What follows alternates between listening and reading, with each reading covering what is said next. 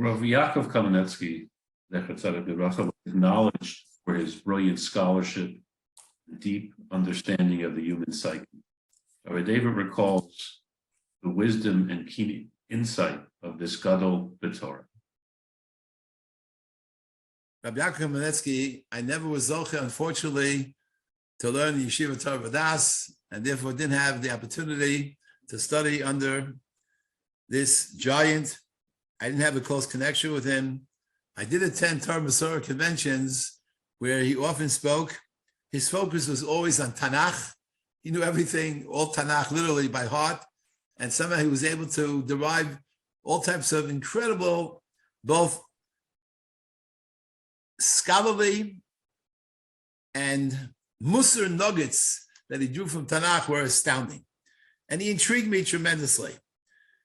He had a prodigious knowledge of Toras Baal-Peh, and perhaps you can describe in the way the Gemara describes in Kedushin, why the Rishonim called Sofrim, shall use Sofrim called Osio Shema Torah. Literally, he could count every letter in the Torah. He knew the entire Talmud and the entire Tanakh backwards and forwards. And a lot of his navale on Chidushim and Shas and Tanakh have been published and encompass everything.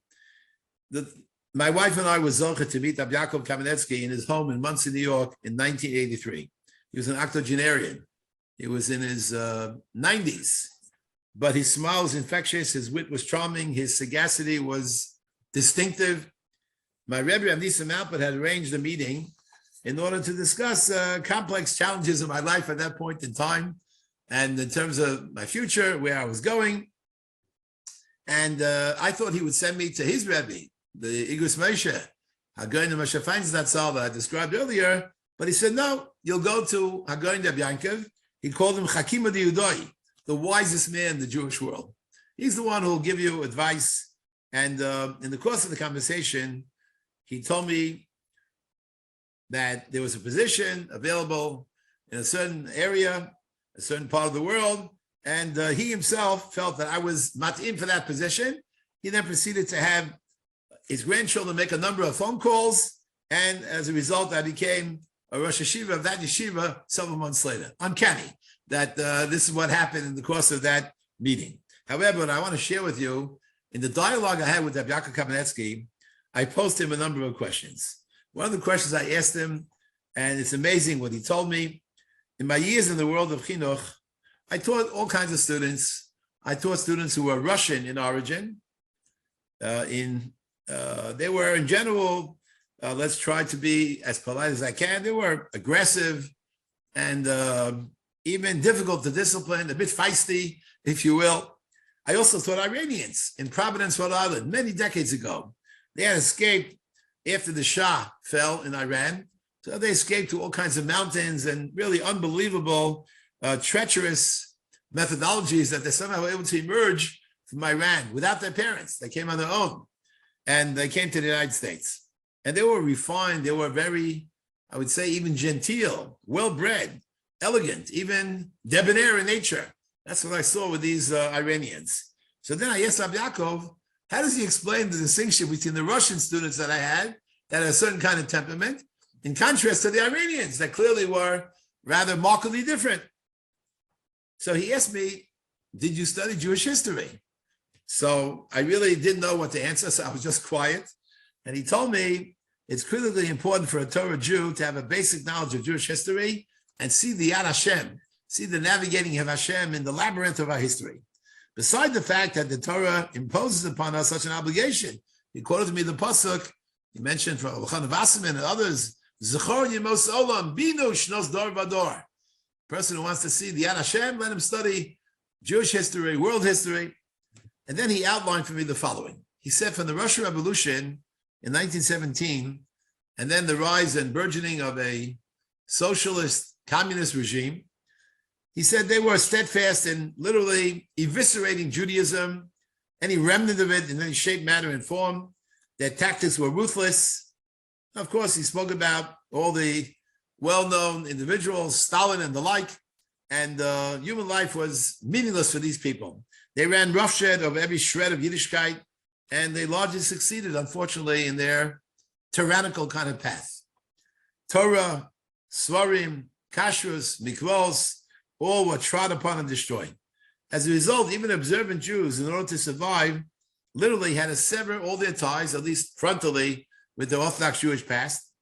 And then he cited to me a slew of Rishonim regarding what the Chazal speak about, someone who doesn't have kashrus and is compelled to eat treifa food. Chazal speak of timtum halev, what one might call a kind of spiritual atherosclerosis, spiritual hardening of the arteries. And that's what treifa is all about. And he said that's what happened to these Russian students, and their personalities were totally transformed because of their treifa lifestyle. That's why they're aggressive, they're feisty, that's why they're difficult. In stark contrast, he tells me, Rav Yaakov, are the Iranian Jews who, even after the fall of the Shah, maintain basic fidelity to kashrus, Toras HaMishpacha, Shabbos, the fundamentals of Yiddishkeit, and consequently, they were able to maintain their regal, elegant, and refined character. When I heard this, I was literally dumbfounded by this explanation. As soon as I returned home, my Rabbi, Rav Nisan Alpert, who arranged this meeting, he said to me, he sat me down, tell me every jot and detail, kol prat u prat, that you heard from this Chakim of the Yudoi, they kept calling him, the wisest man in the Jewish people. And I related to him a series of items and included this as well. And he told me, on this item alone, come with me to Rosh Yeshiva, and we have to discuss it with the Rosh Yeshiva. Rosh Yeshiva meaning, Rav Moshe Feinstein, that's how. I did. I accompanied him. Rav Moshe Feinstein's response was, Svasayim Yishak. The lips of the wisest person of the Jewish people should be kissed. He was astounded by this distinction that Rav Yaakov drew between the Iranians and the Russians. And Rav Yaakov Kamenetsky was really probably the Bikeh Hador. I remember that I heard from him in that same context. One of the other items I heard from him, he felt Jews should have a low profile in Golus. When we are outside Eretz Yisrael, we shouldn't be ostentatious. He gave me an example. He said he was opposed, even though he lived in Monsey, which of course is Baruch Hashem, no question, suffused with many, many frum Jews. He felt it was not appropriate to wear a talus to shul on Shabbos morning. We're living in a country of Goyim, even though we're in Monsey, Keilu, a kind of Ir HaKodesh. And he also, in the course of that meeting, expresses unbelievable gratitude to the United States government, unbelievable hakaras hatov for their granting multitudes of Jews refugee status after the war, and the obligation that we have to express our thanks vocally and in a fulsome kind of way. He was such a wise person, Rav Yaakov. His influence on American and world Jewry at a time when Orthodox Jewry was just beginning to show signs of incoherent growth after the war. And that was critical. His sense of balance, his sense of yashrus, his seichel hayashar, his emes, unquestionably catapulted him to the heights of leadership, and undoubtedly his contribution to the Torah trajectory that just went la'ela la'ela is probably incalculable and unparalleled. Unfortunately, time is up, and we could continue. This has been fascinating, just a glimpse of the great Torah giants that Rav David had the privilege to interact with. We hope that we'll be able to do a part 2 of this with the Gedolim of Eretz Yisrael. Again, Rabbi David, thank you so much for your time today. We appreciate it very, very much. Yashikach to you for this wonderful opportunity, and continue to go mechayil choyil in this area, and Baruch Hashem to propagate Yiddishkeit and Torah Yiddishkeit and Torah values to all of Klal Yisrael. Mitzvah Hashem, we should be zocheh to do so with good health, bebrius and hara malya for many, many years. Amen. Thank you so much.